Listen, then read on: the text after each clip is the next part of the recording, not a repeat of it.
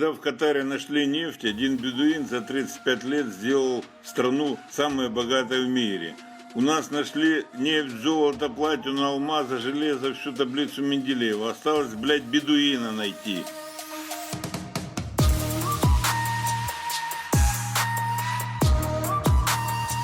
Катар. Мало кто не слышал об экономическом буме, который случился в этой стране пару десятков лет назад и вывел ее в пятерку самых богатых стран по показателям ВВП на душу населения.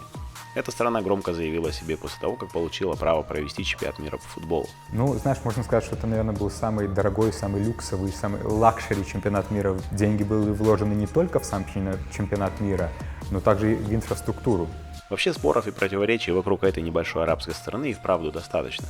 Мне захотелось лично поехать и посмотреть, насколько правда та шумиха, что разразилась вокруг Катара. Я также расскажу о том, чем можно заняться туристу, мы пройдемся по основным достопримечательностям столицы, и я поделюсь с вами лайфхаками о том, как сэкономить и во сколько мне вообще обошлась поездка. Метро в основном передвигаются, такси недорогой. Ты сюда приехал на такси, да? Сколько ты дал? Реал 20? Но также в общем узнаем, насколько развита городская инфраструктура и как живут те, кто приехал в эту страну, чтобы заработать денег. Я приехал сюда подзаработать денег, как и все, в принципе, люди, которые здесь работают, они приехали сюда зарабатывать деньги. Оказался я в Катаре во время Рамадана, и о всех прелестях пребывания в этой стране во время этого священного мусульманского праздника я также расскажу. Ты увидишь, как люди молятся поздно ночью. А заодно и узнаем, какую роль играет религия в жизни местных. И для этого я даже отправился в самую большую мечеть страны. Мы также узнаем, как власти распоряжаются теми несметными богатствами, что на них снизошли, и как вообще произошло это. Равно как и то, что получают с этого жители страны. Если такая свобода, как есть там в Америке, нет, такого нет. Ну и я считаю, что излишняя свобода — это тоже too much. И, конечно, я расскажу о том самом бедуине, который сделал эту страну, если не самой богатой в мире, то одной из самых богатых. Вы на канале Проект Резидент, я его автор Александр Бороденков. Подписывайтесь на канал, если вы еще этого не сделали, и позвольте мне вам рассказать о Катаре и о том, как отправился в Доху я.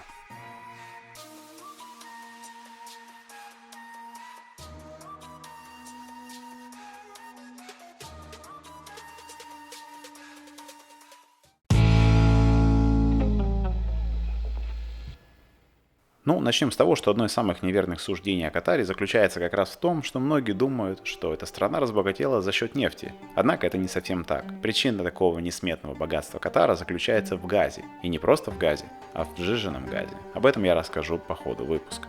В первую очередь Катар богат природным газом, не нефтью. До этого они занимались добычей жемчуга. Если ты будешь гулять по набережной Корниш, ты увидишь там большую ракушку, и они занимались добычей жемчуга на старых таких вот деревянных лодках, там это все тоже увидишь. В этом выпуске мы погуляем и по набережной Корниш, и по многим другим достопримечательностям столицы Катара, которая называется Доха.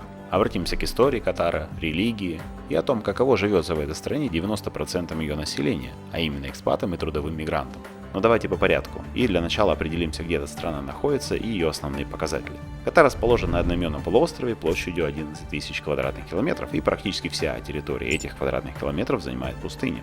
Омывают его воды Персидского залива, ограниченного с единственным государством на юге – Саудовской Аравии.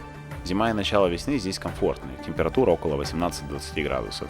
И это я успел почувствовать на себе, поскольку оказался там именно в начале апреля. А вот лето здесь очень жаркое и влажное. Именно поэтому чемпионат мира, который прошел в Катаре в 2022 году, и о котором мы тоже поговорим, прошел не летом, как обычно, а в ноябре и декабре. В Катаре проживает 2,5 миллиона человек. При этом коренных жителей всего 330 тысяч, то есть 90% всех жителей приезжие, в основном выходцы из Южной Азии. При этом женщины составляют лишь четверть населения, что говорит о гендерном дисбалансе из-за притока рабочих мужчин. Страна наряду вместе с США и Австралией входит в тройку самых крупнейших экспортеров сжиженного природного газа в мире. Местная валюта называется реал, а прибыль от нефтегазовой отрасли позволила Катару сказочно разбогатеть.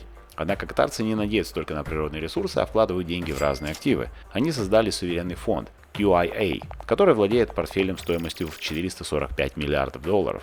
Среди активов Катара футбольные клубы ПСЖ и португальская Брага, голливудская студия Miramax, лондонские магазины Sainsbury, Harrods, главный небоскреб Лондона, The Shard и аэропорт Хитроу. А также Катар владеет крупнейшей долей Volkswagen. Недвижимость – это самая объемная часть портфеля. Фонд стал крупнейшим владельцем недвижимости в Лондоне – около 21 миллиона квадратных метров. Ему же принадлежит несколько знаковых небоскребов на Манхэттене, на которые Катар потратил 3,7 миллиардов долларов. Аль-Джазира, крупнейший медиахолдинг региона, который, кстати, переводится с арабского как «полуостров», также находится в Катаре. В общем, в этот ближневосточный Клондайк я и прилетел. Началось мое знакомство с этой страной, как обычно, с аэропорта. С одной стороны, смысла про него рассказывать нет, но дело в том, что аэропорт Дохи за последние несколько лет получил немало премий, как один из лучших аэропортов мира. А в 2022 году он вообще стал самым лучшим. Поэтому пару слов о нем стоит упомянуть. На самом деле в Катаре в начале 2000-х был построен крупный международный аэропорт, который так и называется – аэропорт Доха. Он в свою очередь мог обслуживать до 10 миллионов пассажиров в год. Но с бурным ростом экономики страны и притока туристов и мигрантов его показалось недостаточно, и в 2014 году открыли новый международный аэропорт Hamad International Airport, в который я и прилетел, и который в свою очередь стал в 4 раза больше первого. На сегодня это не просто аэропорт, а целое произведение искусства. На данный момент 100% регулярных рейсов прилетает в Хамад, а старый аэропорт Катара используется для служебных целей. Хамад пропускает через себя 30-40 миллионов человек в год, и это второй по пассажиропотоку аэропорт региона, после Дубая. В Uber я добрался до своего отеля. Uber, к слову, один из самых дешевых, которым я когда-либо пользовался. Забегая вперед, скажу, что водители Uber преимущественно пакистанцы. Where are you from? Pakistan. So there's a lot of people from Pakistan here? Too many? При этом, несмотря на сравнительно дешевую стоимость поездки, никто из них не сетовал на нехватку денег. Also good salaries and good benefits, good opportunities. Oh, interesting. В Дохе я познакомился с Никитой, который переехал в Катар из Беларуси. Он расскажет о том, как ему живется в Катаре, а также поделится другой интересной информацией. Первый раз я был здесь в 2018 году до 2020 года.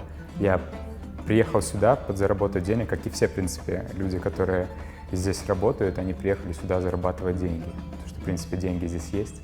Вот, и из-за ковида пришлось уехать. И сейчас снова я здесь, как и все здесь, также заработать деньги, возможно, получится построить карьеру в сфере люкс. Если честно, катаясь по странам мира и общаясь с отечественниками или гражданами стран бывшего Советского Союза, которые решили переехать в ту или иную страну, меня всегда интересовал вопрос, на чем основывался их выбор. Наверное, потому что я сам наполовину мусульманин, скажем так. Мой отец, он азербайджанец, и эта культура мне близка. Ментально близка. Возможно, вот эта вот консервативность привлекает, особенно в девушках, что здесь не выставляется все вот на показ. Здесь все так консервативно, закрыто, и это привлекает больше. Немаловажный, конечно, фактор то, что здесь тепло круглый год. Зимой здесь прям, офигенно, как у нас в наших странах лето. Вот. Но летом здесь, конечно, очень жарко, невыносимо, но они создали здесь все условия для того, чтобы эта жара легко переносилась. Естественно, как и все, наслушавшись о Катаре и его молниеносном росте, мне стало самому интересно побывать в этой стране, пообщаться с местными и на себе прочувствовать, насколько комфортно находиться в стране туристу и что можно там посмотреть. Равно как и поинтересоваться у тех, кто туда переехал, об особенностях инфраструктуры и насколько эта страна комфортна для проживания. Сразу скажу, что в Катаре я провел всего 2 полных дня, поэтому времени погружаться прямо во все недра его истории и аспекты жизни там особо не было. Но с другой стороны хотелось понять, насколько этих 2 дней хватит для того, чтобы посмотреть достопримечательности и хоть как-то погрузиться в культуру. В конце выпуска я подведу итоги, а также расскажу, во сколько мне обошлась эта поездка и как можно сэкономить, приехав сюда в качестве туриста. На следующее утро меня разбудил намаз муадзина из мечети, что находилось прямо под окнами отеля. Да, в Доху я приехал из Дубая во время Рамадана. Рамадан — это мусульманский праздник, в первую очередь, раз в году на протяжении всего месяца и зависит от лунного календаря. То есть дата Рамадана каждый год она разная. В этом году с 23 марта началось. И на протяжении этого дня, этого месяца, как ты заметил, люди ничего не едят, но не едят они до захода солнца. То есть с 4:30 утра, начиная до 5:45 вечера. Солнце заходит, тогда можно кушать. После последней молитвы у нас есть так называемая дополнительная молитва, которая существует лишь во время Рамадана. Когда ты посещаешь мусульманскую страну или место с большим количеством мусульманского населения, ты увидишь, как люди молятся поздно ночью. Это и есть та дополнительная молитва, которая называется таравих и совершается лишь в Рамадан.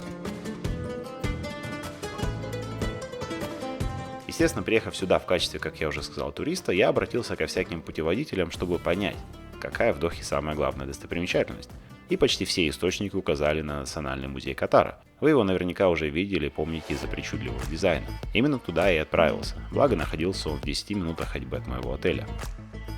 Его еще называют розой пустыни, и это не случайно, ведь архитектор Жан Новель вдохновился природными цветами из сросшихся кристаллов гипса. Розы пустыни — это такое природное явление в Катаре, когда песок, он соприкасается с водой, образуется камень, и он обтачивается воздухом и песком, и получается такая интересная форма. Это называется роза пустыни. Архитектор был вдохновлен этой идеей, и сам музей, как ты видел, в таких вот необычных формах, это называется роза пустыни.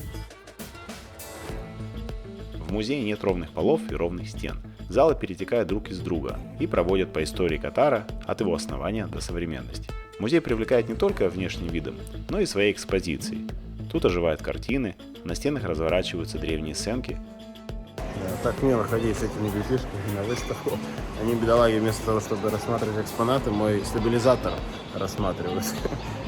Что, наверное, отвлекает их от основной темы экскурсии. Ну да ладно. Многие экспонаты можно потрогать руками и даже разгадывать загадки, как предметы выглядели в древности. Современный дисплей сочетается с археологическими артефактами, этнографическими материалами бедуинов, морскими реликвиями и другими исторически ценными предметами. Например, тут можно полюбоваться на ковер 19 века, на вышивку которого было потрачено 1,5 миллиона персидского жемчуга, и увидеть самый старый Коран, обнаруженный в Катаре, относящийся к 19 веку.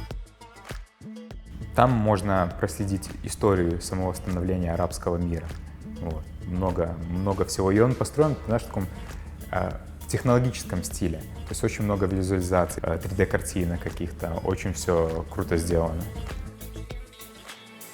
Вообще, это уникальное место, которое рассказывает историю культуры Катара через разнообразные экспозиции и инновационные дизайнерские решения. Музей был открыт в марте 2019 года. Здесь широкий спектр произведений искусства, включая картины, фотографии и иные художественные работы, отражающие культуру и образ жизни Катара. Также экспозиции демонстрируют древние артефакты, которые позволяют посетителям узнать больше о жизни в регионе на протяжении веков. Музей активно использует технологии для вовлечения посетителей. Интерактивные инсталляции позволяют учиться, играть и взаимодействовать с историей Катара. Важная часть музея – это коллекция предметов из песчаника, которые являются символами культуры и истории страны. Музей также хранит множество документов, артефактов и предметов, связанных с политической и социальной историей Катара. Национальный музей Катара стремится не только предоставить историческую информацию, но и подчеркнуть уникальную культуру и наследие Катара. Он старается вдохновить посетителей на размышления и взаимодействие с прошлым и настоящим страны через увлекательные и инновационные экспозиции. Идея начать знакомиться с Катаром в стенах этого музея хорошо вписывается в формат моих выпусков. Ведь чтобы понять суть, которая происходит в той или иной стране сегодня, без исторической базы сделать это непросто, так как в истории, на мой взгляд, все ответы. Вообще территория Катара была заселена с древних времен. Есть немало археологических находок, датируемых 4-2 тысячелетием до нашей эры. Он был заселен различными кочевными племенами, пришедшими из разных частей Аравийского полуострова. Затем здесь со временем возникли поселения рыбаков и охотников за жемчугом, а также гончарных ремесленников. Углубляться в детали не будем, а пробежимся по основным моментам истории этой страны. В VII веке в Катаре распространяется ислам, а территория от века к веку попадает в влияние различных халифатов, что господствовали здесь в разные времена. Вплоть до XVIII века страна была разорена и подвергалась постоянным набегам. После поражения турок в Первой мировой войне Катар присоединился к восстанию арабов против османов. В результате раздела Османской империи Катар уходит под британский протекторат 3 ноября 1916 года. В тот день Великобритания подписала соглашение с шейхом, и тот согласился не вступать ни в какие отношения с какой-либо другой державой без согласия британского правительства. А британцы гарантировали Катару защиту от всякой агрессии с моря. Запасы нефти впервые были обнаружены в 1938 году, но эксплуатацию пришлось отложить из-за Второй мировой войны. В 1950-х годах нефть стала заменять рыболовство в качестве основного источника дохода Катара. Некоторая часть тогдашнего небольшого населения Катара выступала против власти британских колонизаторов и местных правящих кругов, осуществлявших довольно-таки жесткую политику по отношению к жителям страны. Но население страны было ничтожно мало, чтобы как-то существенно повлиять на ситуацию. Представьте, население страны составляло лишь 25 тысяч человек в середине 20 века, против почти 2,5 миллионов сейчас. То есть за 3/4 века оно выросло почти в 100 раз. 90% из этого числа, правда, составляют приезжие, экспаты и гастарбайтеры, о чем еще поговорим, но все равно показатели ошеломляющие. Тем не менее, обнаружение нефти дало огромный толчок развитию страны, однако конкурировать на рынке было сложно, и ощутимых преимуществ Катар не получил. Хотя бы потому, что месторождение Аль-Гавр, на сегодняшний день самое крупное в мире, было обнаружено примерно в то же самое время, но в 100 километрах от Катара, на территории Саудовской Аравии. Однако в 1971 году происходят значимые события в истории этой страны. Катар, наряду с другими странами Аравийского полуострова, получает полную независимость от Великобритании. И в нескольких десятках километров от берега этой страны геологи обнаруживают, как потом выяснилось, самое большое месторождение природного газа в мире – Северный Южный Парс, запасы которого оцениваются в 28 триллионов кубических метров. Однако, учитывая отсутствие инфраструктуры и тогдашнего спроса на этот тип энергоносителя, катарцы расстроились, что обнаружение было не нефтяным. Но через 20 лет они поняли, насколько судьбоносным стало для них обнаружение именно природного газа. Но об этом чуть позже.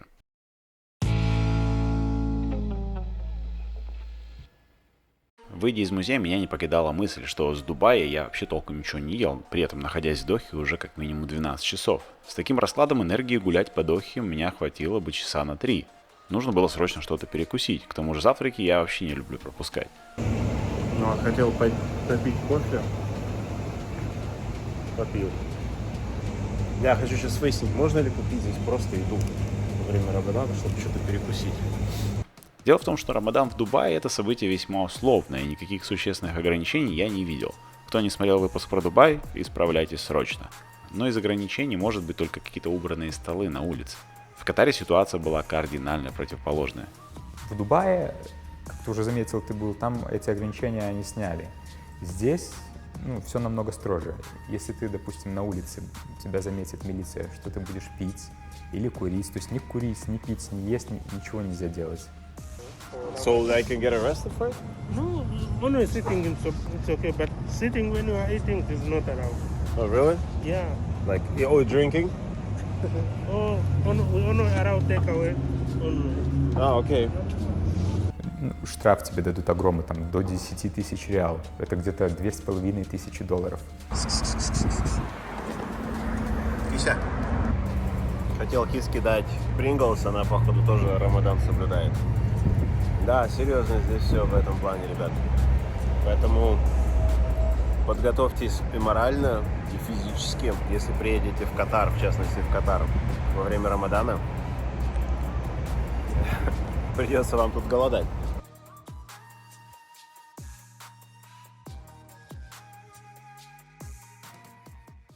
В общем, мои попытки незаконно утолить голод ничем не увенчались, и я натощак направился дальше знакомиться с этим городом.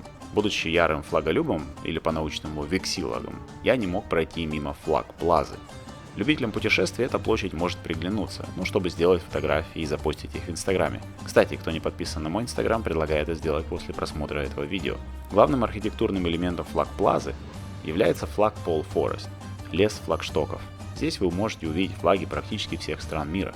Важно отметить, что флагштоки разной высоты представляют страны, участвующие в сотрудничестве с Катаром. Тот флагшток, который держит национальный флаг Катара, является главным и центральным элементом флаг-плазы. Он стоит на месте, где прежде были взяты на себя обязательства власти шейха Мухаммеда Аль-Тани, основателя современного государства Катар. На флаг-плазе я взял скутер в прокат, чтобы покататься по главной набережной Дохи. Называется она Корниш. Променад тянется почти 7,5 километров. Именно там пришвартованы лодки, которые часто попадают на открытки из Катара. На них проводят экскурсии, а в свое время, как вы уже понимаете, на них вылавливали жемчуг. Главный промысел жителей этой страны до обнаружения энергоносителей. Кстати, памятник жемчужины катарцы также воздвигли в виде гигантской ракушки-фонтана.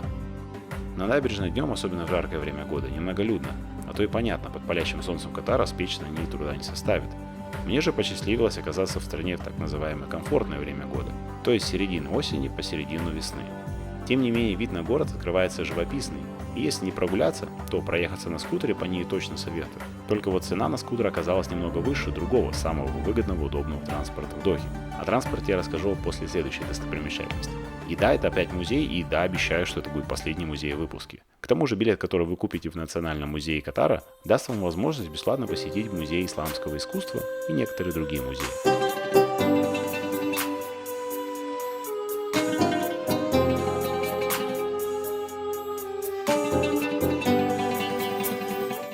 буквально в 5 минутах ходьбы от Флаг Плаза расположен музей мусульманского искусства. Музей исламского искусства в Дохе является одним из важнейших музеев в мире, посвященных искусству и культуре исламского мира. Он был открыт в 2008 году и быстро стал знаковым символом культурной и архитектурной значимости. Главное здание музея было спроектировано великим архитектором Ингом Мин Пеи, известный своей работой над Лувром в Париже. Здание музея имеет характерные кривые линии, отражающие структуру исламского искусства.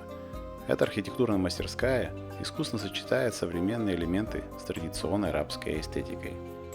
Если в Национальном музее Катара можно со всего мира какие-то достопримечательности увидеть, какие-то объекты, то музей исламского искусства только ислам, только мусульманская культура, все из мусульманских стран. Это здание чаще всего попадает на туристические открытки из Катара, во многом благодаря своему дизайну. Оно выделяется своими изогнутыми линиями и использованием светопрозрачных материалов, которые создают впечатление, будто оно плавает на воде. А еще музей расположен на острове, который соединен с городом мостами. Это в свою очередь создает впечатление, что музей возвышается над водой. Здание музея было разработано с учетом астрономических расчетов.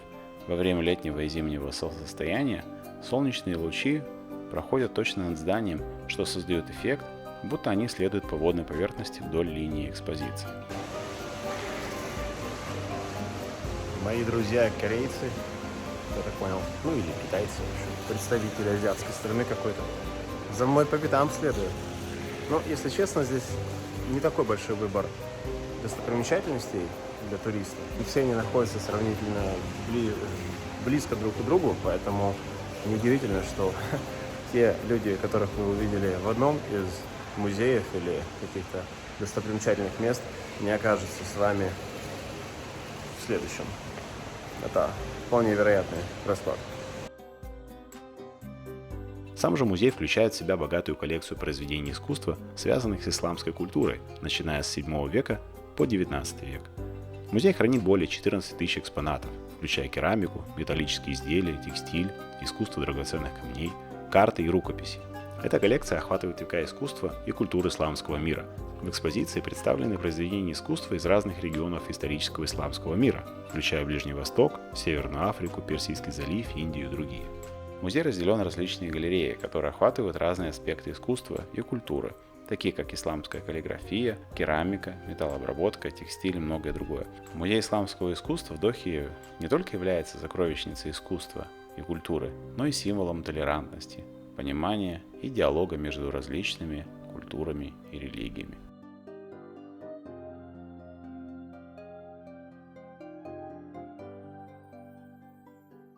Вообще, приехав в Доху из Дубая, сходу большой разницы уловить сложно, ну, может быть, за исключением строгости исламских законов. Но Доха мне показалась, на первый взгляд, некой такой уютной миниатюрной версией Дубая. Знаешь, ты же был в Минске или не был в Минске? И был в Москве однозначно. Ты чувствуешь разницу ритма жизни? Вот то же самое Дубай и Доха. В Дубае очень суетной город, много людей, все куда-то спешат, все там мани, там, все жизнь бурлит, кипит. Здесь вот, наверное, как вот в Минске, то есть здесь спокойно, здесь не так много людей, здесь не столько много трафика на дорогах. Спокойно, как деревушка по сравнению с Дубаем. Но мне это, знаешь, и нравится. Со своими коллегами, с друзьями я общаюсь, им тоже нравится это больше. Здесь более спокойно. Доха же, она начала расти после Дубая. И создается впечатление, знаешь, что они просто сделали работу над ошибками там, в Кувейте, в Эмиратах Арабских, в Саудовской Аравии, и сделали все очень четко, гармонично. Все распределено очень грамотно по городу. Инфраструктура, трафик, то есть метро, поезд, автобус. Ты, допустим, едешь куда-то, забил в гугле, допустим, как тебе добраться, тебе четкий маршрут проложили, куда тебе пересесть надо, и все по времени очень четко совпадает. Метро в основном передвигаются, такси недорогой. Ты сюда приехал на такси, да? Сколько ты отдал? Реал 20? В Дубае ты бы отдал реал 60, ну, дирхам. Раза 3 дороже. Жизнь здесь дешевле, но проживание дороже, аренда жилья дороже, но мы к этому еще вернемся. Инфраструктуре, метро, на метро ты можешь в любую точку добраться практически города. Оно, кстати, беспилотное. Советую попробовать взять билет в Gold Day Pass. Day Pass — это и ты можешь кататься без ограничений целый день. По-моему, 20 или 30 реал стоит в VIP-вагон. есть ты сидишь как царь, никого нет. И недорогое метро по сравнению с Дубаем. 2 реала всего лишь стоит, меньше $1. Короче, на VIP-вагон в метро я решил не заморачиваться и поехал пару остановок до следующей достопримечательности Дохи. Это Сук-Вакиф.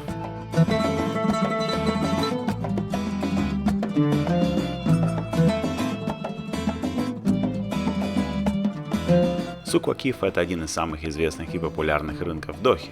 Его название переводится с арабского как «рынок старого города».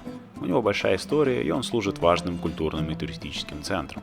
Это не только место для шопинга, но и идеальная локация для погружения в богатую культуру и традиции Катара и арабского мира.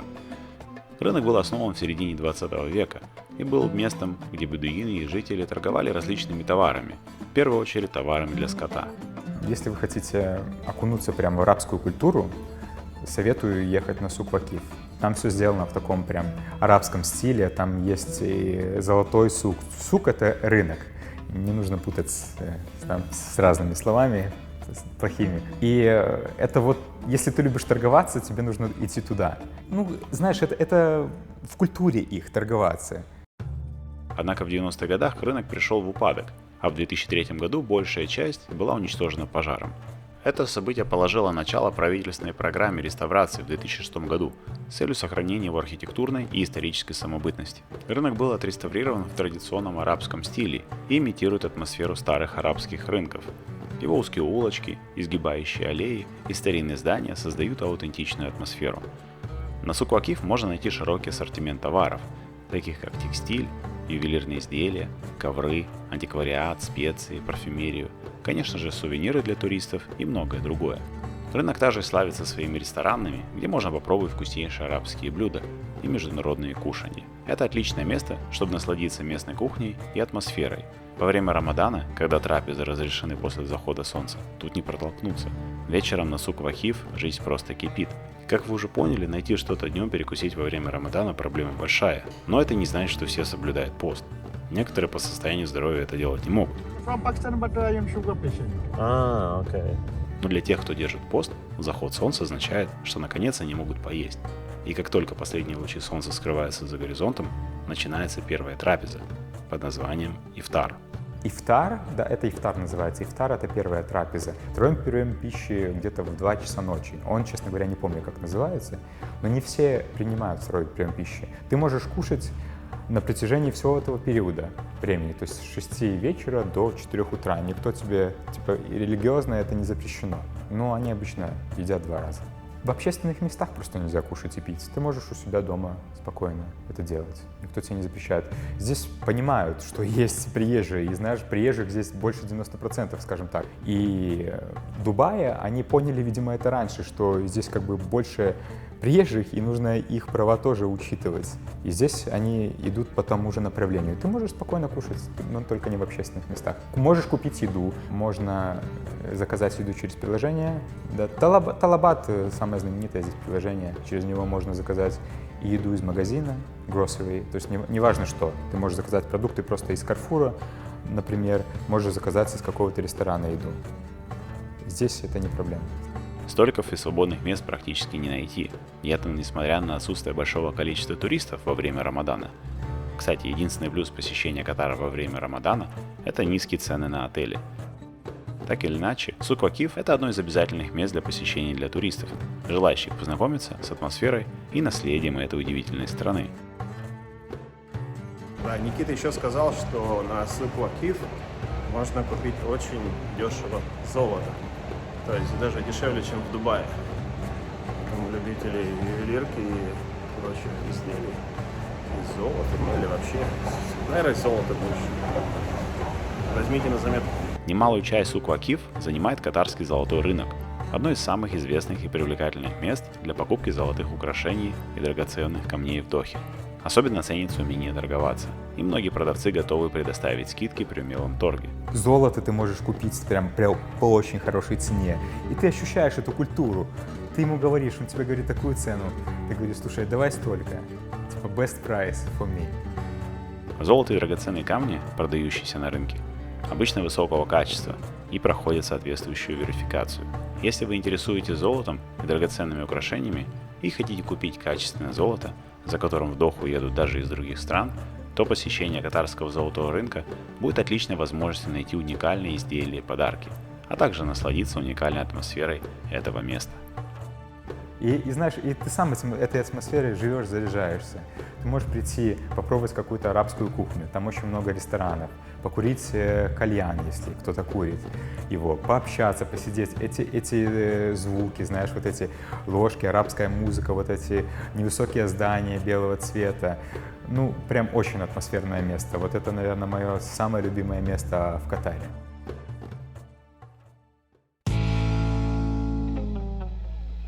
Если пост в Рамадан в первый день я воспринял как неудобный, мешающий приятному времяпрепровождению элемент, то, проснувшись на второй день, это уже был некий челлендж. И вдобавок к православному посту, что я держу уже 3-й год подряд, я решил приобщиться и к Рамадану, и не есть принципиально до захода солнца. В своих выпусках я рассказываю не только о туристических достопримечательностях, но и о быте, политическом устройстве и прочих моментах, что сопровождает жизнь в этой стране.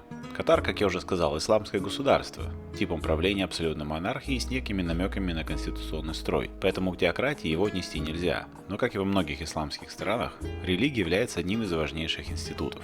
Чтобы познакомиться с исламом и его традициями ближе, я отправился в самую главную мечеть Дохи, мечеть имама Мухаммеда бин Абдель-Вахаба, также известная как Государственная Большая Мечеть.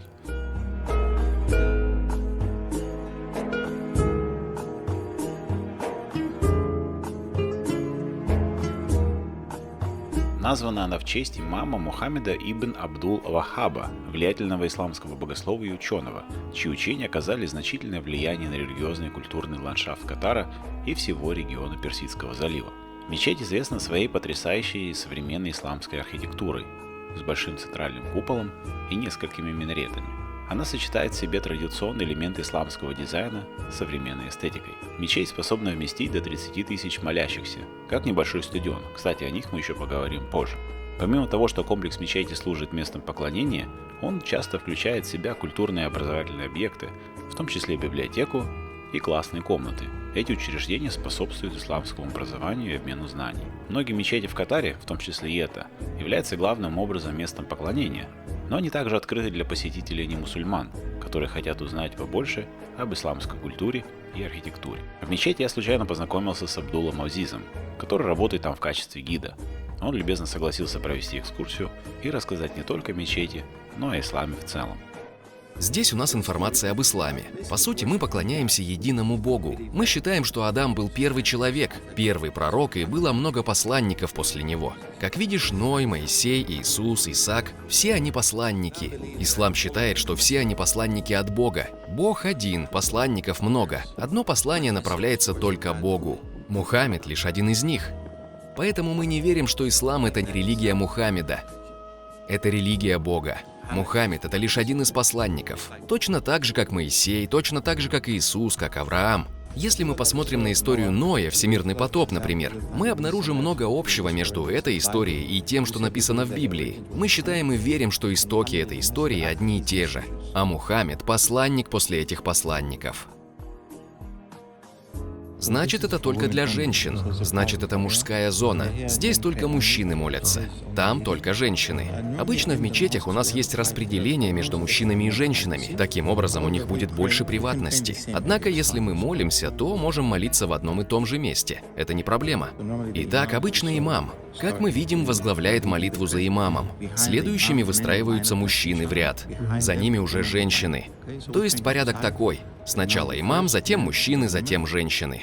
Думаю, что здесь в этом плане все в порядке. Женщины имеют такие же права практически, как мужчины. Они имеют право водить машину, они имеют право голосовать, работать. Знаешь, здесь я даже заметил, что, наверное, девушки, они сами выбирают вот этот вот консервативный стиль жизни. Иногда местные ребята говорят: слушай, зачем тебе это абая? Ну, оденься типа нормально. Когда они путешествуют, здесь они обязаны носить абаю, их национальное вот это одеяние, мужское thawb называется, белое. Но девушки сами выбирают такой образ жизни. Вот. Им никто не навязывает. Они имеют практически те же права, что и мужчины. А ты сказал, что они обязаны носить, то есть есть какое-то правило? Нет, правила как такового нет, но оно внегласное. Знаешь, то есть местные здесь ходят, чтобы представлять свою страну в своем национальном одеянии. Некоторые люди говорят, мол, вы молитесь много. Мол, я молюсь 5 раз в день. Но это недолго. Люди пьют кофе столько, возможно, дольше. Во всяком случае, некоторые люди. Так что да, вообще молитва — это некий отрыв от мира, от головной боли, покой, знаешь, собрать мысли в кучу и тому подобное. Это хорошо физически, морально, психологически, неважно. Молитва может продолжаться около 7-10 минут, это недолго. Конечно, это зависит от того, кто возглавляет молитву. Но обычно, если вы имам, который возглавляет коммуну, то вам не следует долго вести мотивы. Некоторые люди могут быть больны. Возможно, у них есть работа, проблемы, какими бы они ни были. То есть надо в разумных пределах. Это около 7-10 минут. Если я молюсь один, то можно и дольше. Добровольный вариант — ночная молитва таравих, она долгая. Вариантов много. Кто хочет молиться дольше, молится дольше. Немного о Коране. Мы считаем, что Коран — последняя книга руководства от Бога, поэтому мусульмане следуют Корану, так как это последняя книга Творца. В изначальном варианте без изменений. Книга написана на арабском языке, так же, как это было во время пророка. Мы верим, что настанет судный день. И это жизнь в целом. У вас, как у человека, есть задачи, цели, деяния на протяжении всей жизни, и в конце концов, вы должны понести ответственность за свои действия.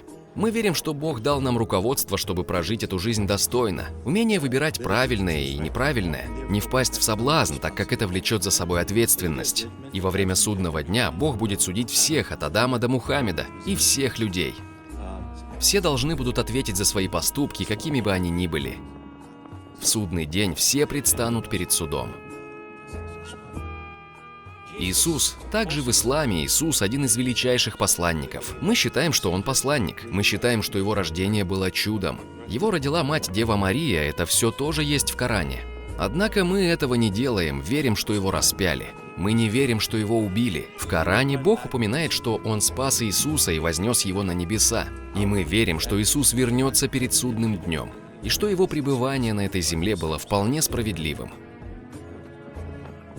Поэтому мы, мусульмане, убеждены, что Бог забрал Иисуса, чтобы затем вернуть на землю. А еще у его матери Девы Марии тоже есть особый статус в исламе. В исламе она одна из величайших женщин, которых создал Бог.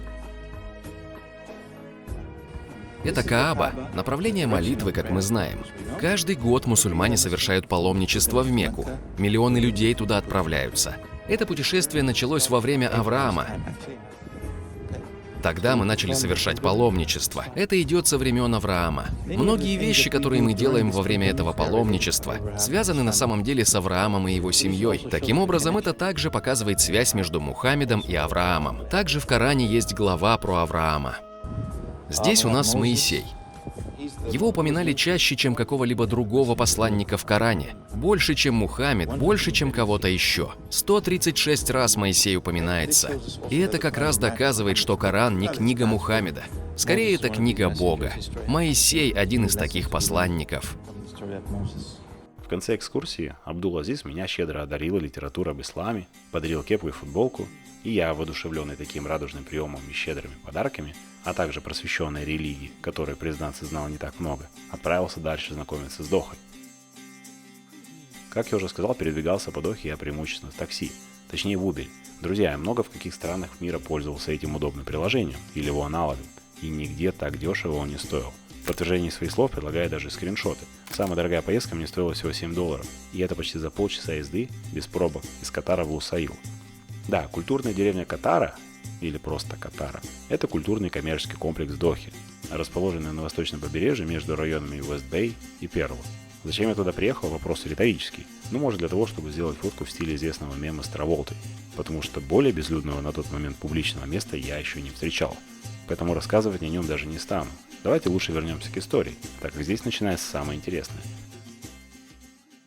В исторической перспективе мы остановились на 1971 году, поворотом событий в истории этой страны. В тот год Катар обрел независимость, а геологи обнаружили гигантское газовое месторождение Северный Парс. Однако отсутствие инфраструктуры и спроса на этот тип энергоносителя особого восторга среди местного населения не возымел. Шли годы.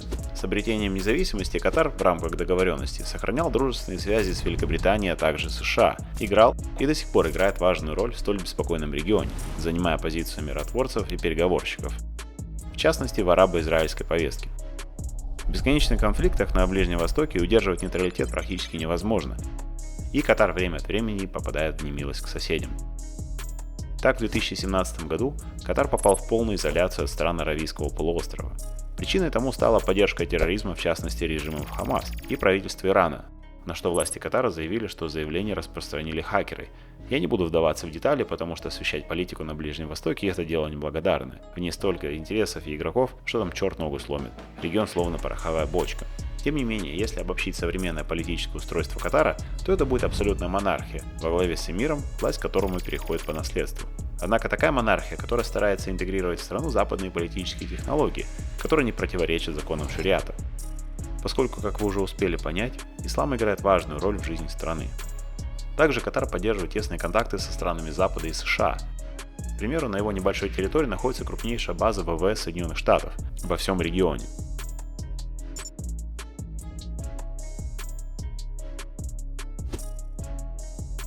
Кардинальные изменения к лучшему в Катаре начали происходить в середине 90-х годов.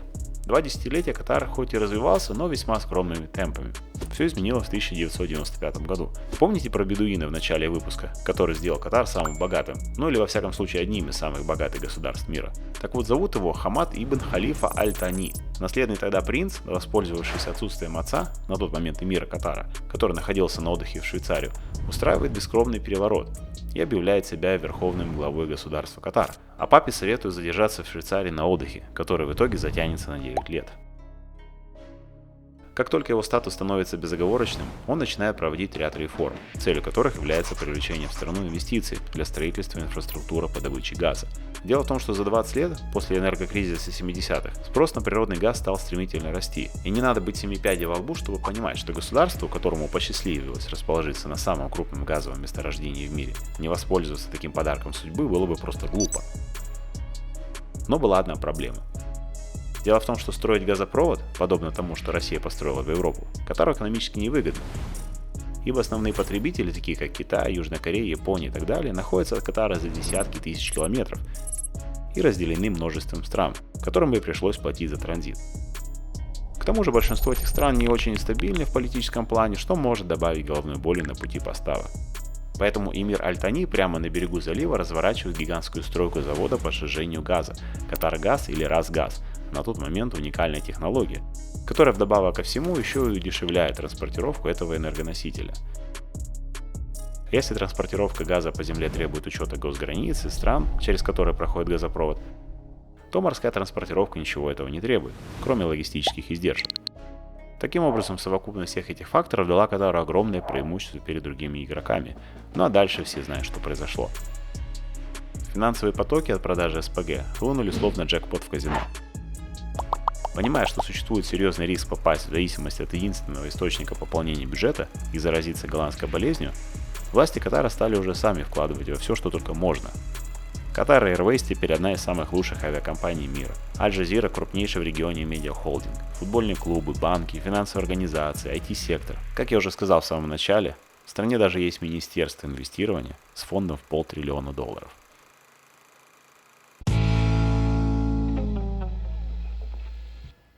Как только в Катар хлынул столь мощный финансовый поток, вместе с ними хлынули желающие заработать.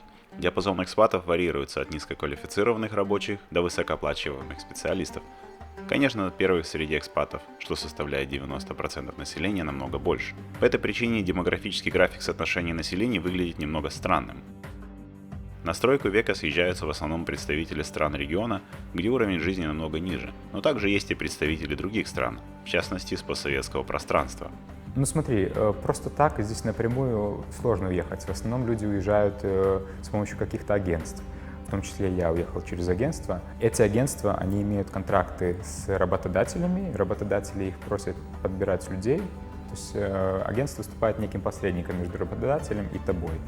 Вот. И также россияне и белорусы, они также уезжают через эти агентства. Сейчас, в связи с немалоизвестными событиями, здесь намного больше стало русскоговорящих, в том числе украинцев, русских. Раньше в Катаре не было столько русскоговорящих. Это был пару лет назад я здесь был. Здесь раз-два общался белорус, русский, украинец. Украинцев было больше, но белорусов, русских очень мало было.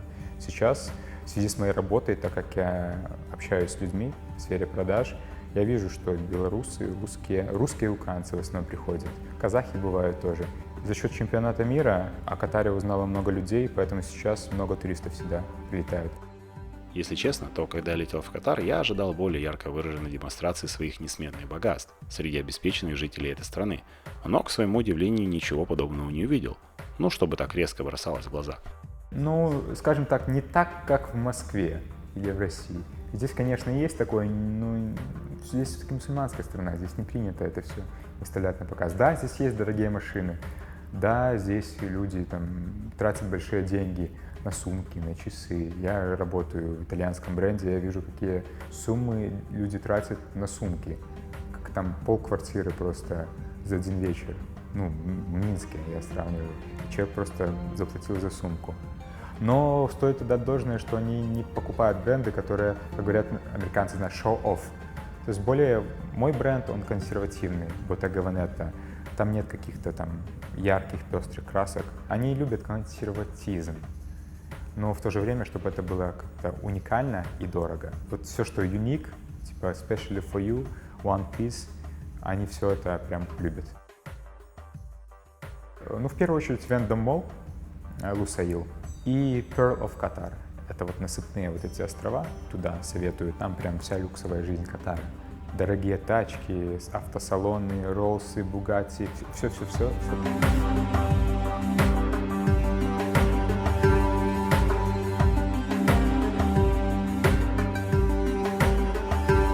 Район Перл, или Жемчужина, в Дохе, один из самых известных и роскошных районов в стране. Он представляет собой искусственный остров, который простирается в водной бухте на востоке Дохи и имеет форму подковы.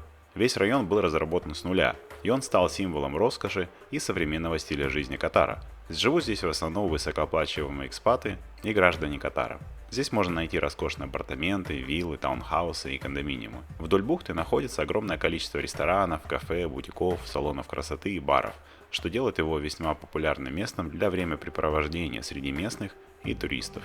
Благодаря своему расположению в бухте, этот район также является местом, где паркуются катера и яхты, символ так называемой роскошной жизни Катара. Вообще Катар известен своей высокой безопасностью, и Перл не исключение. Район обеспечивает высокий уровень безопасности для жителей и посетителей. В Дохе ко мне часто подходили с вопросом, почему я снимаю, причем каждый раз, когда я снимал именно на фотик. Телефон по какой-то непонятной мне причине не является аппаратурой для съемки, и на него можно снимать сколько угодно. Логика железная. Так вот, именно в районе Перл меня буквально достали просьбами убрать камеру. Как таковой миграции в Катаре нету, и все экспаты находятся в стране по рабочим визам. Ну, в первую очередь, конечно, найти работу.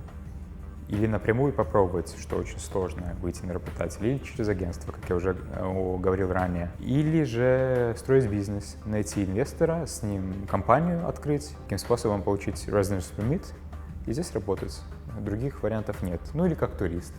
Для белорусов и русских, по-моему, здесь можно находиться месяц без виз. Просто так здесь не останешься, по-любому. То есть ты можешь здесь нелегально остаться, но что ты здесь будешь делать? Или ты очень богатый человек, и ты можешь себе позволить здесь жить, потому что я как-то заметил, здесь недешево стало. Только найти работодателя, который тебя проспонсирует. Здесь только работодатель может дать тебе визу. То есть ты без работы здесь не получишь никогда residence permit. Или ведение бизнеса. Но ведя бизнес, ты также устраиваешься в свою же компанию как руководитель. Тогда тебе дают этот residence permit. Также Катар дает неплохие возможности для инвестирования в недвижимость, которая здесь возводится темпами, сравнимыми с Дубаем. Однако ее приобретение пока не дает возможности получить вид на жительство здесь. Здесь пока такого нет, но по поводу, кстати, недвижимости, это хорошая тема. Сейчас не так дорого она стоит по сравнению с Дубаем. С точки зрения инвестиций Катар привлекательная страна. С товарищем мы же живем здесь и вечером гуляем, и обращаем внимание на эти высотки. И свет горит там буквально пару номеров. Они, видимо, на будущее строят, инвестируют в будущее. Они же взяли чемпионат мира. Следующее событие здесь будет Формула-1 проходить в октябре. На будущее, наверное, о будущем думают. по сравнению даже с нашими странами. Мне кажется, вот эта их религия консервативная, то, что им Бог много чего по Корану запрещает, им это даже помогает. С коррупцией здесь вообще никакой нет. Они правильно расходуют средства. Взять, допустим, вот в сравнении с Беларусью. Мы находимся в очень выгодном географическом положении. С нашей страны можно делать много транзитов в разные страны, карго в том числе. Почему не инвестировать в хороший аэропорт, так как они сделали здесь? Они к чемпионату мира, просто к чемпионату мира закупили 200 Боингов новых. И об этом особо никто там не кричал, как в наших странах, допустим, купили 1-2 самолета, и об этом все знают везде. И здесь просто потратили херовую тучу бабок на 200 Боингов, и особой информации об этом не было. Неплохие перспективы в Катаре и для предпринимателей.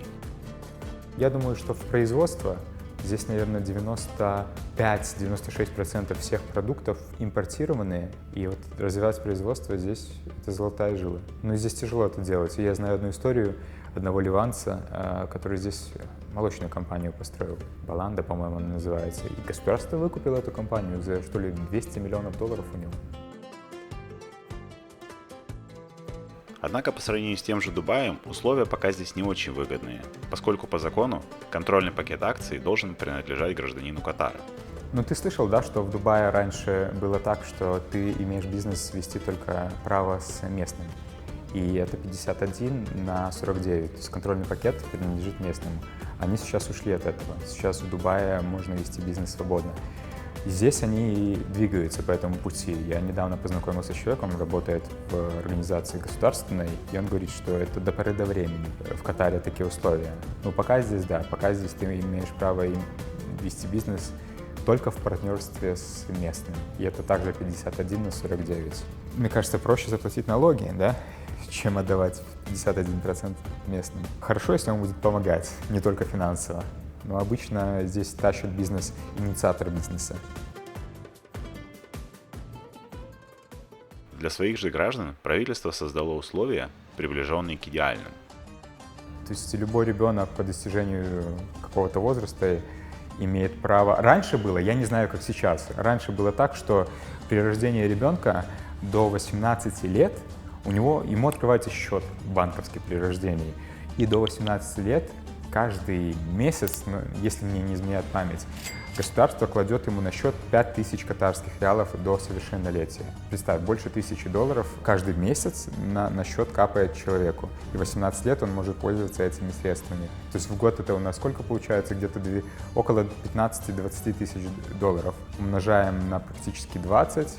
Вот почти там 400, 350, 400 тысяч долларов, человек ничего не сделал, ему 18 стукнуло, вот тебе 350 кусков капнуло, скажем так. И образование им государство оплачивает в связи с твоей успеваемостью. Если ты хорошо учишься в школе, тебе любой университет оплатит государство. Также государство поддерживает всякие инициативы местных, которые хотят заниматься бизнесом. Ну, государство для них все делает. Они имеют деньги. В целом они счастливы. Но, с другой стороны, и не все здесь богатые, среди местных. Знаешь, есть очень богатые, а есть среднячком. И когда они видят, что их там соратники покупают дорогие машины, все вот это, у них же тоже им хочется. И они берут кредиты и покупают просто в кредит. Но благо тут процентов для них нет. И документов никаких не нужно. То есть не нужно никаких поручителей. Здесь можно просто прийти в банк, сказать, мне нужны деньги там на машину или там на открытие бизнеса. Спокойно банк даст тебе деньги. Но, как я сказал, не все в Катаре живут в столь хороших условиях, и большинство экспатов — это как раз те, кто обслуживает эту страну. Катар не раз подвергался критике правозащитных организаций за антигуманное отношение к рабочим, приехавшим по программе Кафала. В частности, когда речь заходила о подготовке к чемпионату мира, который прошел здесь в 2022 году. Это заставило правительство страны пересмотреть условия и пойти на смягчение правил. Однако, критикуя власти или какие-то непопулярные инициативы правительства касаемо того или иного явления, зачастую забывают упомянуть о каких-то позитивных вещах. Каждый день крупные компании в определенных местах, в этом году их 10 таких палаток, в которых просто бесплатно раздают еду людям, бедным, может, индусам каким-то. Ну, в общем, любой человек может прийти и взять себе бесплатную еду. Вот, тем самым государство как-то помогает, то есть оно замечает, что есть нуждающиеся люди, скажем так. До стадиона Лусаил я добирался, как я уже сказал, на Убере. Единственное, что увеличилось с каждой поездки, это количество целлофана, который был обтянут в салон. Последний водитель мне казалось, что только что забрал машину из автосалона, до того, как подобрать меня. Раз уж речь зашла о чемпионате мира, я не мог не поехать и не посмотреть, как выглядят стадионы и что происходит сейчас с инфраструктурой, что было построено для грандиозных спортивных мероприятий. Катар побил все рекорды по тратам на чемпионат мира и перещеголял всех в разы. Вот статистика последних 5 чемпионатов мира. В 2006 году Германия потратила на домашний чемпионат мира 5,2 миллиарда долларов. В 2010 году в Южной Африке чемпионат уже обошелся в 7,2 миллиарда. Бразилия потратила на свой домашний чемпионат почти 20 миллиардов долларов, а Россия 16. Как вы думаете, сколько потратил на чемпионат мира Катар? Только вдумайтесь в эту цифру. 229 миллиардов. Это в 5 раз больше, чем предыдущие 4 чемпионата мира вместе взятые. Если взять самый дорогой чемпионат мира, помимо катарского, который прошел в 2014 году в Бразилии, то денег, что потратили на Мундиаль в 2022 году, хватило бы, чтобы провести 12 чемпионатов мира, то есть почти на полвека вперед. Ну, знаешь, можно сказать, что это, наверное, был самый дорогой, самый люксовый, самый лакшери чемпионат мира в мире. Да, денег вложено было немало, но нужно отдавать отчет в том, что деньги были вложены не только в сам чемпионат мира, но также и в инфраструктуру. Дороги, торговые центры, метро. В эти, как говорят все, там больше 200 миллиардов, они не были просто потрачены на чемпионат мира, они были потрачены на развитие самого города, самой страны. Я был здесь 3 года назад, и я вот за 3 года вижу колоссальную разницу, насколько быстро они все преобразовали. По отзывам людей можно сказать, что это самый организованный, самый подготовленный чемпионат мира был в мире. Так или иначе, то количество стадионов, что построили на столь небольшой территории, хватит, чтобы вместить все коренное население страны, включая грудных детей и глубоких старцев. Поэтому некоторые стадионы построили временно, чтобы затем их разобрать. Как, например, стадион 974. Он вообще был сооружен из контейнеров. Я поехал посмотреть, как проходит демонтаж, но, к моему удивлению, стадион даже и не думали разбирать. Попытки проникнуть на его территорию тоже не увенчались успехом, а охранник сказал, что разбирать его пока не будут, так как готовится к азиатским играм. С такой мощной инфраструктурой Катар тут же стал лакомым местом проведения различного рода спортивных мероприятий. Наверное, каждый из вас, даже кто не смотрит футбол и не любит футбол, смотрели финал чемпионата мира. Так вот, финал чемпионата мира проходил на стадионе Лусаил. Второй стадион, который я также хотел заценить, был стадион Лусаил. На нем и прошел финал, который, по мнению многих, оказался самым драматичным в истории финалов чемпионата мира по футболу, по результату которого Месси взошел на Олимп мирового футбола. Лично я хотел видеть противостояние Аргентины и Португалии, но последним помешали марокканцы, став первой африканской и первой арабской страной, попавшей в полуфинал. Ну а сам финал я смотрел в Майами с толпой аргентинских фанатов. Так или иначе, не сделать селфи рядом со стадионом я не мог. Стадион располагается в городе Лусаил. Это грандиозный проект Катара, проект умного города. Он ориентирован на устойчивое развитие и энергоэффективность. Будет включать в себя множество зеленых зон, парков и современные технологии для снижения выброса углекислого газа. Город будет домом для множества компаний, а также финансовых и технологических институтов. Это способствует привлечению инвестиций и развитию бизнеса. А Лусаил это вообще написано, что это город в Катаре, второй по численности, по размеру. Но местные говорят, что это даже больше как район. В принципе, агломерации сейчас и так очень сильно сливаются, что увидеть разницу или прочувствовать то, как ты переехал из одного города в другой, практически невозможно. Вообще, Лусаил — это не город. Лусаил — это отдельный район просто в Дохе. Сам город, они идут по пути умного города. То есть что включает умный город? То, что ты можешь с приложения, с телефона, допустим, посмотреть все, что тебе надо, заказать все, что тебе надо, любой сервис, который тебе нужен на дом, ты можешь все сделать с телефона. А Лусаил... Слушай, я даже не был в Лусаиле. Я работаю в Эндом-моле, он не доезжает до Лусаила. Поэтому, я думаю, тебе стоит самому туда съездить и посмотреть. Потому что когда я здесь работал с 18 по 20 год, он еще только строился. С тех пор, как там побывал Никита, последний раз ничего не изменилось, поскольку строится он до сих пор. Только будучи там, я вообще на улице никого не видел, кроме охранника. Я, конечно, был в безлюдных местах, но когда это место даунтаун города, становится немного жутковато. А вообще вот сейчас, гуляя по набережной, такое ощущение, что ты просто попал в какой-то фильм «Катастрофу», да, где какой-то вирус всех убил. Не коронавирус, другой. Такое ощущение, что ты попал просто в какой-то фильм про апокалипсис. И ищешь выживших. Это абсолютно новый город. Городу, если не соврать, по-моему, с 2006 года его задумали. То есть ему даже 20 лет нету. Но вот прецедентов таких, да, с такими гигантскими стройками в мире не так много. И вот это из них. В общем, ребят, подписывайтесь на канал Никиты, если вам интересна жизнь в Катаре. Интересный парень. Можете задавать ему вопросы, поддержите его канал. В общем, ссылки все в описании. Под конец моего второго и последнего дня пребывания в Дохе я отправился погулять по набережной Лусаил-Марина. С нее, кстати, открывается вид на интересное здание, которое называется Башней Катара. Знаменитым оно стало на весь мир из-за своей причудливой формы. В простонародье его называют рогами дьявола. Кстати, а что вам оно напоминает? Напишите в комментариях. Солнце начало садиться за горизонт, и я решил подыскать место для ифтара. Эти последние лучики солнца, знаете, что означает? Что наконец-то можно поесть. Поел я как раз в районе Перл. За $30 с человека в каком-то ресторане хозяин накрыл шведский стол. С одной стороны недешево, но и с другой стороны недорого, учитывая тот аппетит, что у меня разыгрался к 6 часам вечера. Так, из личного я уже 3-й год как православный пост держу. Как минимум тренировка силы воли, силы духа. Мне кажется, это очень полезно. Вот так, друзья, закончилась моя поездка в Катар. Касаемо стоимости посещения страны в качестве туриста, я бы оценил эту страну на 9 из 10, учитывая и уровень отеля, и городскую инфраструктуру, и туристические объекты, и дешевизну всего вышеупомянутого. Ну смотрите, за 3 дня в отеле я заплатил всего $155. За хороший отель в центре города в 10 минутах ходьбы от многих достопримечательностей.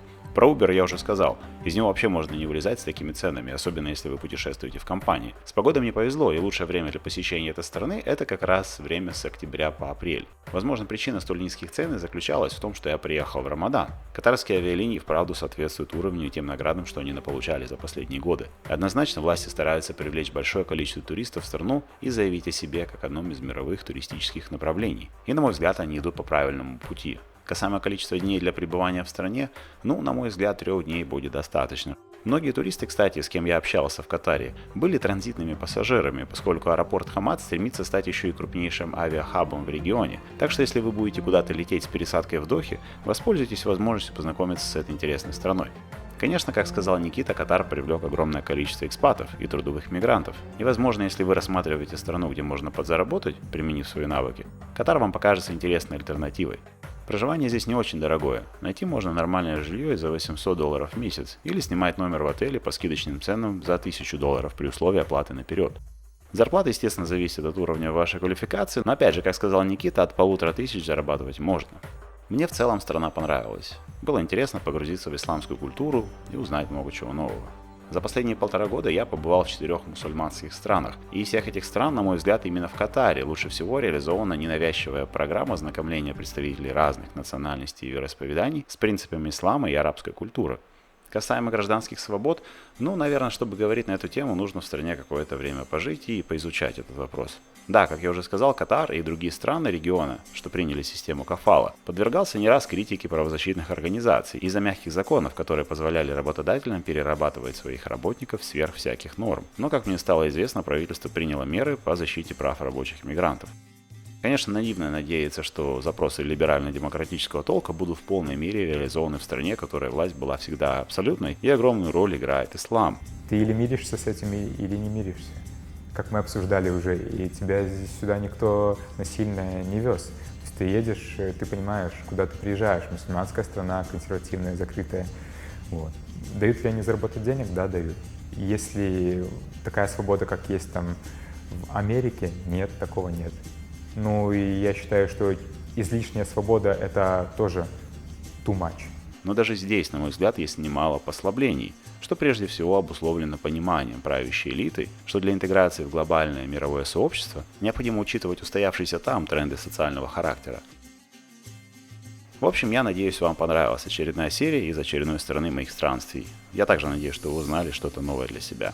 Если так, то буду рад показать новые страны, в которые меня занесло, и выпуски которых планирую в ближайшее время. Это Норвегия, Эквадор, Турция, Объединенные Арабские Эмираты и, кто знает, может еще какие-то. Поэтому, если вы не подписались, то срочно исправляйтесь, поддержите канал лайками и, пожалуйста, поделитесь этим видео со своими друзьями на страницах социальных сетей. Таким образом, вы мне очень поможете с продвижением канала.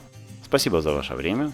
Это канал Проект Резидент. Я его автор Александр Бороденков. И до новых встреч в новых странах.